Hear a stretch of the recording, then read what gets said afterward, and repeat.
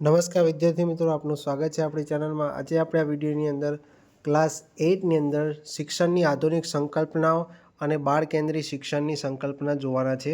તો સૌથી પહેલાં જો તમે ચેનલમાં નવા હો અને ટેટ 1-2ની તૈયારી કરી રહ્યા હોય તો આ ચેનલને જરૂર સબસ્ક્રાઈબ કરી દેજો અને તમારા મિત્રોને આ વિડીયો જરૂર શેર કરી દેજો અને ઇન્સ્ટાગ્રામ પેજને જરૂર ફોલો કરી દેજો, જેની અંદર તમને આવા જ વિડીયો તમને જોવા મળશે। તો શિક્ષણની સંકલ્પનાની વાત કરીએ, આધુનિક સંકલ્પના, તો પરંપરાગત શિક્ષણ પ્રણાલી એ શિક્ષક કેન્દ્રી હતી। એટલે પહેલાંની જે પ્રણાલી હતી એટલે માત્ર શિક્ષક કેન્દ્રી, એટલે કે શિક્ષક જ મેઇન હતા એની અંદર, બરાબર।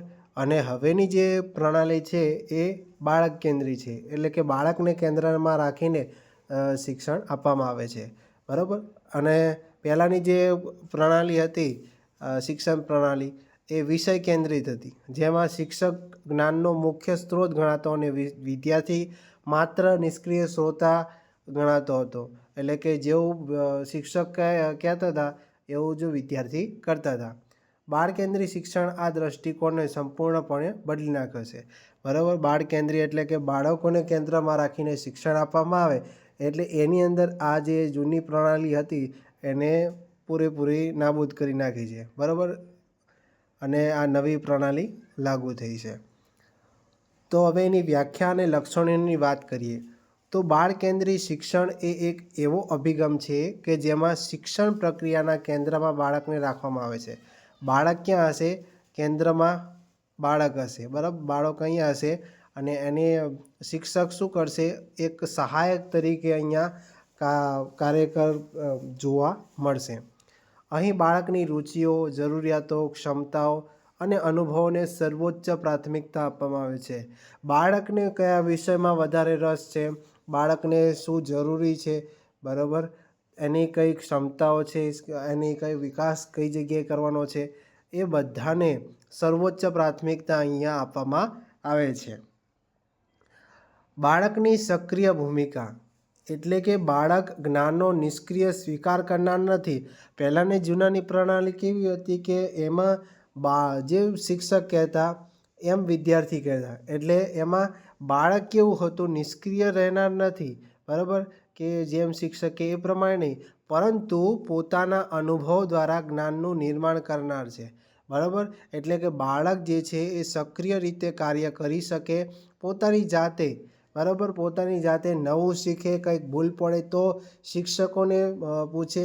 તો એક શિક્ષક તરીકે અહીંયા સહાયરૂપ તમારે થવાનું છે કે બાળકને કઈ કઈ મુશ્કેલીઓ પડે છે, બાળકને એક સુવિધાદાતા અથવા ફેસિલિટેટર તરીકે પણ તમારે અહીંયા કાર્ય કરવાનું રહેશે। લવચિક અભ્યાસક્રમ તો અભ્યાસક્રમ કેવો? કઠોર અને પૂર્વ નિર્ધારિત હોવાને બદલે બાળકની જરૂરિયાતો અને રુચિઓ અનુસાર લવચિક હોવું જોઈએ, બરાબર। અહીંયા શું કીધું છે? જે પણ અભ્યાસક્રમ છે એ ફ્લેક્સિબલ હોવો જોઈએ। એવું નહીં કે બાળકને પહેલાંથી તમે નક્કી કરી દીધું કે જાતે ને જાતે કે આવો અભ્યાસક્રમ છે, પરંતુ જે વયના બાળકો વર્ષ 1-2 લઈને 2 હોય, 3થી લઈને 5 હોય, બરાબર, તો એ વય કક્ષાના જેટલા પણ બાળકો હોય છે, બરાબર, એની રુચિઓને ધ્યાનમાં રાખીને તમારે એવો અભ્યાસક્રમ તૈયાર કરવાનો છે જેથી બાળકને એની અંદર રસ પેદા થાય, ના કે કંટાળો આવે, બરાબર। તો અહીંયા એ પણ વાત કરવામાં આવી છે। ત્યાર પછી વાત કરીએ ભયમુક્ત અને આનંદદાયક વાતાવરણ। વર્ગખંડનું જે વાતાવરણ લોકશાહી, સહાયક અને ભયમુક્ત હોવું જોઈએ, જ્યાં બાળક જે છે પોતાની જાતને વ્યક્ત કરી શકે મુક્તપણે, બરાબર। અહીંયા જે બાળક જે છે, બાળકને એવું વાતાવરણ તમારે પૂરું પાડવાનું છે કે બાળક જે છે એ તમને કોઈ પણ મુશ્કેલી હોય તો બાળક તમારી સાથે શેર કરી શકે, બરાબર, તમને વાત કહી શકે, તો એવું વાતાવરણ તમારે નિર્માણ કરવાનું છે। ત્યાર પછી આપણે આગળ જઈએ છીએ તો હવે એની અંદર તમારી શિક્ષકની ભૂમિકા શું છે કે શિક્ષક એ જ્ઞાનનો દાતા છે, એટલા જ્ઞાનના દાતાને બદલે તમારે એક સુવિધા કરતા એટલે કે ફેસિલિટેટર તરીકે અથવા તમારે એ વિદ્યાર્થીઓને માર્ગદર્શક તરીકે અથવા સહ અધ્યતા તરીકે તમારે અહીંયા કાર્ય કરવાનું છે, બરાબર। આપણે આગળ ચર્ચા કરી ચૂક્યા છીએ કે સુવિધા કરતા અથવા સુવિધાદાતા એ ફેસિલિટેટર તરીકે તમારે અહીંયા કાર્ય કરવાનું છે। ત્યાર પછી આપણે આગળ વાત કરીએ તો પ્રગતિશીલ શિક્ષણની સંકલ્પના, કે પ્રગતિશીલ શિક્ષણ એ બાળ કેન્દ્રી શિક્ષણનો જ એક અહીંયા ભાગ કહી શકાય, એક વિસ્તૃત અને વ્યવહારુ અમલ છે, જેના મુખ્ય પ્રણેતા કોણ હતા તો અમેરિકન ફિલોસોફર કેળવણીકાર જ્હોન ડુઈ. બરાબર, પ્રગતિશીલ શિક્ષણની વાત કરીએ તો એના પ્રણેતા કોણ હતું? અમેરિકન ફિલોસોફર જ્હોન ડુઈ હતા. તો એ તમારે યાદ રાખવાનું છે, એ પણ પ્રશ્ન પૂછાઈ શકે છે. જ્હોન ડુઈ કે શું માનતા હતા તો કે શિક્ષણ એ માત્ર ભવિષ્યના જીવનની તૈયારી નથી. બરાબર, એવું નથી કે આપણે શિક્ષણ એ માત્ર ભવિષ્ય માટે એક તૈયારી કરી રહ્યા છે, પરંતુ એ શિક્ષણ શું છે, એક પોતે જ એક આખું જીવન કહી શકાય, જીવન પર્યંત ચાલતી એક પ્રક્રિયા છે. શિક્ષણ પોતે જ એ જીવન તરીકે અહીંયા જોવા મળે છે. હવે એના લીધે આપણે અહીંયા અમુક સિદ્ધાંતો આપણે સમજવા પડશે. તો પહેલું તો છે કે ક્રિયા દ્વારા શિક્ષણ, એટલે કે લર્નિંગ બાય ડુઈંગ, એટલે કે બાળક જાતે જ શીખે. બરાબર, વિદ્યાર્થીઓ માત્ર સાંભળીને કે વાંચીને શીખવાને બદલે પોતે જાતે કરીને શીખે, પોતાના જાત અનુભવો દ્વારા શીખે, પોતાની જે સમસ્યાઓ છે એ સમસ્યાઓનો ઉકેલ મેળવીને તે શીખતો હોય છે. બરાબર, તો બાળક માત્ર શિક્ષક જેવું કહે છે એ પ્રમાણે નહીં કે શિક્ષકે આમ કીધું કે આ પ્રયોગ આ રીતે આવે છે તો એને જાતે માની લીધું, એવું નહીં, પરંતુ બાળક જાતે પ્રયોગ કરે, વિદ્યાર્થી જાતે પ્રયોગ કરે અને પ્રયોગો દ્વારા જે અવલોકન કરે, અવલોકન દ્વારા એ એક તારણ કાઢે કે આ રીતે આ પ્રેક્ટિકલ થાય છે. બરાબર, આની અંદર આ કલર ચેન્જ થાય છે. તો એ જે જાતે જ બાળક જ્યારે શીખશે ત્યારે જ સાચું શિક્ષણ એ મેળવી શકશે અને પોતાના જે જ્ઞાનમાં વધારો કરી શકે છે. તો એ જ આપણું સાચું શિક્ષણ કહી શકાય.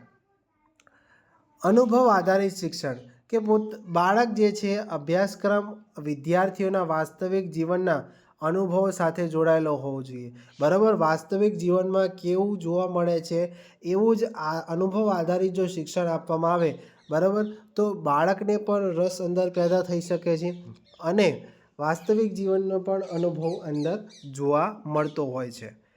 વિવેચનાત્મક ચિંતન અને સમસ્યા ઉકેલ, કે હવે ગોખણપટ્ટીને બદલે વિદ્યાર્થીઓમાં તાર્કિક અને વિવેચનાત્મક એટલે કે વિચારવાની જે શક્તિ છે એ વિકસે, ક્રિએટિવ થિંકિંગ પેદા થાય.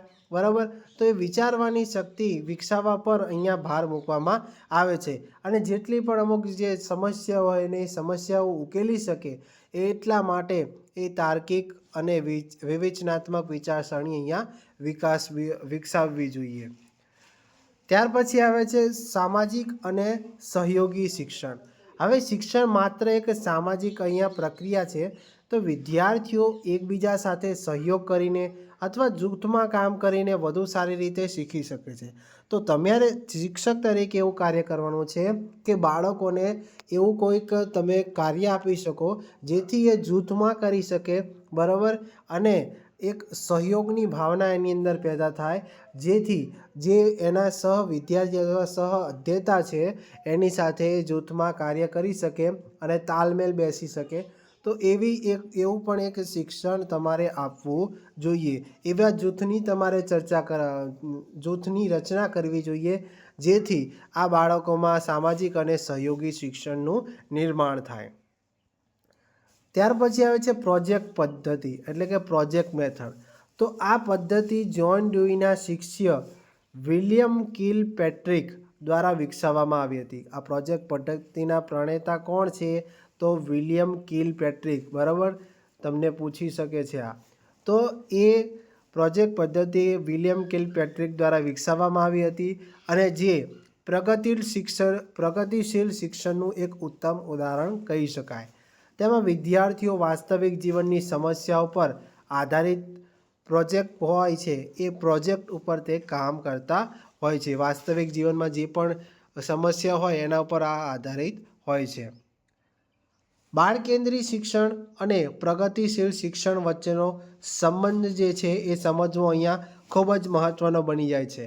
એટલા માટે અહીં કીધું છે કે બાળકેન્દ્રી શિક્ષણ એક વ્યાપક ફિલોસોફી છે જે કોના પર ધ્યાન કેન્દ્રિત કરવું એટલે કે બાળક, અને તે નક્કી કરે છે. જ્યારે પ્રગતિશીલ શિક્ષણ જે છે કે ચોક્કસ પદ્ધતિ છે જે કેવી રીતે એટલે કે ક્રિયા અને અનુભવ દ્વારા. બરાબર. અહીંયા આગળ જે વાત કરી કે બાળ કેન્દ્રિત શિક્ષણ શું હતું, કોના ઉપર ધ્યાન કેન્દ્રિત કરવાની વાત કરે છે કે અહીંયા બાળકને નક્કી કરવા, બાળક ઉપર ધ્યાન કેન્દ્રિત કરવાની વાત કરે છે. જ્યારે પ્રગતિશીલ શિક્ષણ જે છે એક ચોક્કસ પદ્ધતિ છે કે જે કેવી રીતે એટલે કે ક્રિયા અને અનુભવ દ્વારા શિક્ષણ મેળવે અને શા માટે એટલે કે લોકશાહી અને સામાજિક નાગરિકતાના વિકાસ માટે અહીંયા શિક્ષણ શીખવવા મુજબ તેના ઉપર ભાર મૂકતું હોય છે. હવે એના આધારે અહીં કેટલાક MCQs એટલે અભ્યાસ અને પરીક્ષાલક્ષી બહુ વિકલ્પ પ્રશ્નો અહીંયા આપેલા છે, જેથી આપણે જેટલો પણ ટોપિક ભણ્યા છીએ એ આપણે ક્લિયર થઈ જાય. તો અહીંયા પહેલો પ્રશ્ન છે કે બાળ કેન્દ્રિત શિક્ષણમાં કોને કેન્દ્રમાં ગણવામાં આવે છે. બરાબર. બાળ કેન્દ્રિત શિક્ષણમાં આપણે પહેલાં જ વાત કરી કે અહીંયા બાળ કેન્દ્રિત શિક્ષણમાં બાળકને રાખવામાં આવે છે. અને જો પરંપરાગત રીતે પૂછે બરાબર તો અહીંયા કેન્દ્રમાં શું હતું, સૌથી વધારે મુખ્ય કોણ ગણાતું હતું, શિક્ષક ગણાતું હતું. અને જે બાળક હતો એ માત્ર નિષ્ક્રિય શ્રોતા તરીકે ત્યાં ભાગ ભજવતો હતો. અને અહીંયા જે શિક્ષક જે છે એ શિક્ષક શેના તરીકે કાર્ય કરશે તો ફેસિલિટેટર તરીકે, માર્ગદર્શક તરીકે, બરાબર, સહ અધ્યતા તરીકે પણ એ કાર્ય કરતો જોવા મળશે. બરાબર. તો અહીંયા સાચો જવાબ શું આવશે? ઓપ્શન સી તમારો સાચો જવાબ આવશે. બાળ કેન્દ્રમાં બાળકને કેન્દ્રમાં રાખવામાં આવે છે. ત્યાર પછી આગળ વાત કરીએ, જ્હોન ડ્યુઈ દ્વારા પ્રસ્તાવિત લેબોરેટરી સ્કૂલ કયા પ્રકારની શિક્ષણનું ઉદાહરણ હતું. બરાબર. જ્હોન ડ્યુઈ દ્વારા જે પ્રસ્તાવિત લેબોરેટરી સ્કૂલની વાત કરવામાં આવી છે તો એ કેવી હતી કે પ્રગતિશીલ શિક્ષણની વાત કરવામાં આવી છે. બરાબર. લેબોરેટરી જે વાત કરી છે તો એ પ્રગતિ શિક્ષણની અંદર આવશે. ત્યાર પછી નેક્સ્ટ વાત કરીએ છીએ કે ક્રિયા દ્વારા શિક્ષણ એટલે કે બાળક જે છે એ કરીને શીખે. બરાબર. લર્નિંગ બાય ડુઈંગનો સિદ્ધાંત અહીંયા કોને આપેલો છે. બરાબર. તો અહીંયા જ્હોન ડ્યુઈ આને સિદ્ધાંત આપેલો છે. ઓપ્શન સી તમારો સાચો જવાબ રહેશે. નેક્સ્ટ ક્વેશ્ચન જોઈએ કે નીચેનામાંથી કયું બાળ કેન્દ્રિત શિક્ષણનું લક્ષણ નથી. બરાબર. બાળ કેન્દ્રિત શિક્ષણમાં કેવું હોય છે કે લવચિક અભ્યાસક્રમ હોય છે, વિદ્યાર્થીઓની સક્રિય ભાગીદારી પણ હોય છે, શિક્ષક દ્વારા કડક નિયંત્રણ અહીંયા લેવામાં આવતું નથી.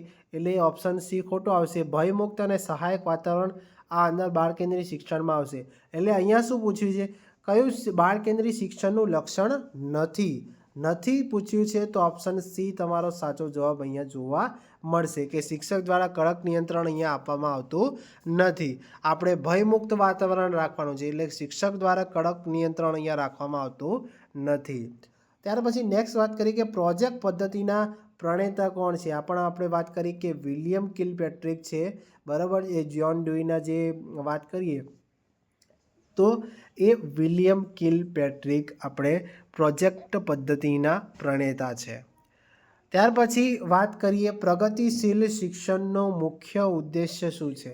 પ્રગતિશીલ એટલે કે માત્ર વિદ્યાર્થીઓને સારા માર્ક્સ મેળવવા માટે તૈયાર કરવા, કે લોકશાહી મૂલ્યો અને સમસ્યા ઉકેલ કૌશલ્યોનો વિકાસ કરવો, કે વિદ્યાર્થીઓ માત્ર પુસ્તકીય જ્ઞાન, કે વિદ્યાર્થીઓ શિસ્તબદ્ધ અને આજ્ઞાકીન બનાવવા. તો અહીંયા જે વાત કરેલી છે તો ઓપ્શન બી આવશે. વિદ્યાર્થીઓમાં લોકશાહી મૂલ્યો અને સમસ્યા ઉકેલ કૌશલ્યોનો વિકાસ કરવાનો આવે છે. ઓપ્શન બી તમારો સાચો જવાબ રહેશે.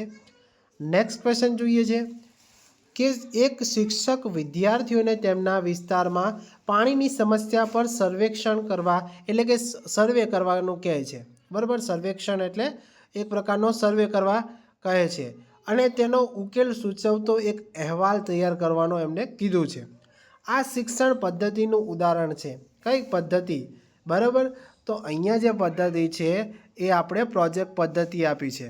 બરાબર. એક પ્રકારનો શું કીધું છે, સર્વે કરવાનું કીધું છે અને એમને સમસ્યા ઉકેલ કરવાનું પણ કીધું છે, એના પર અહેવાલ આપવાનો છે. એટલે એક પ્રકારનો એમને પ્રોજેક્ટ આપવામાં આવે છે. તો આ પ્રોજેક્ટ પદ્ધતિનું એક ઉદાહરણ ગણી શકાય. નેક્સ્ટ પ્રશ્ન જોઈએ કે બાળ કેન્દ્રી વર્ગખંડમાં શિક્ષકની ભૂમિકા શું હોય છે. તો આપણે વાત કરી કે સુવિધાદાતા, ફેસિલિટેટર અથવા બીજું કહીએ તો માર્ગદર્શક અથવા તો સહ અધ્યતા તરીકે પણ શિક્ષકની ભૂમિકા અહીંયા જોવા મળે છે. શેની અંદર? બાળ કેન્દ્રી વર્ગખંડમાં શિક્ષકની ભૂમિકા. બરાબર. નેક્સ્ટ ક્વેશ્ચન જોઈએ છે કે શિક્ષણ એ જીવનની તૈયારી નથી પણ જીવન પોતે જ છે. બરાબર. તો આ વિધાન કઈ વિચારધારા સાથે સંકળાયેલું છે? આદર્શવાદ, પ્રકૃતિવાદ, પ્રગતિશીલવાદ શિક્ષણ કે અસ્તિત્વવાદ? તો અહીંયા જો ઓપ્શન સી આવશે, પ્રગતિશીલ શિક્ષણ. બરાબર. નેક્સ્ટ પ્રશ્ન જોઈએ છે કે નીચેનામાંથી કયું વિધાન બાળ કેન્દ્રી અને પ્રગતિશીલ શિક્ષણ વચ્ચેનો સંબંધ શ્રેષ્ઠ વર્ણવે છે? કે બંને એકબીજાથી સંપૂર્ણપણે અલગ છે. પ્રગતિશીલ શિક્ષણ એ બાળ કેન્દ્રી શિક્ષણના સિદ્ધાંતનો વ્યવહારુ અમલ છે. બાળ કેન્દ્રી શિક્ષણ માત્ર નાના બાળકો માટે છે, જ્યારે પ્રગતિશીલ શિક્ષણ મોટા બાળકો માટે છે. બંને શિક્ષક કેન્દ્રિક અભિગમનો વિરોધ કરે છે, પરંતુ તેમના ઉદ્દેશ્યો અલગ છે. તો એ ઓપ્શન બી આવશે કે પ્રગતિશીલ શિક્ષણ અને બાળ કેન્દ્રી શિક્ષણના સિદ્ધાંતોનો વ્યવહારુ અમલ જોવા મળે છે. તો અહીંયા ઓપ્શન બી છે તમારો સાચો જવાબ આવશે. જો તમને હવે આ વિડીયો ગમ્યો હોય તો વિડીયોને જરૂર લાઈક કરજો અને ચેનલમાં જઈને તમે પ્લેલિસ્ટમાં જઈને બધા વિડીયો ખાસ ચેક કરી લેજો અને આ વિડીયોને તમારા મિત્રો સુધી જરૂર શેર કરી દેજો. ચેનલને હજુ સુધી સબસ્ક્રાઈબ ના કર્યું હોય તો સબસ્ક્રાઈબ કરી દેજો. ટેલિગ્રામ પેજ ચેનલને ફોલો કરી દેજો. બરાબર. આપણે જે યુટ્યુબમાં નામ છે એ જ મુજબ તમારે સર્ચ કરવાનું છે ટેલિગ્રામમાં.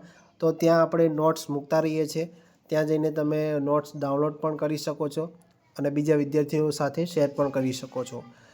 અને સાથે સાથે આપણા ઇન્સ્ટાગ્રામ પેજ છે એને પર ફોલો કરી દેજો અને હજુ જ બધા વિડીયો ખાસ ચેક કરીને જોઈ લેવાના, નોટ્સ ખાસ બનાવતા રહેવું અને રિવિઝન ખાસ કરતા રહેવું. તો ફરી મળીશું આવા જ નવા વિડીયો સાથે. જય હિન્દ, જય ભારત.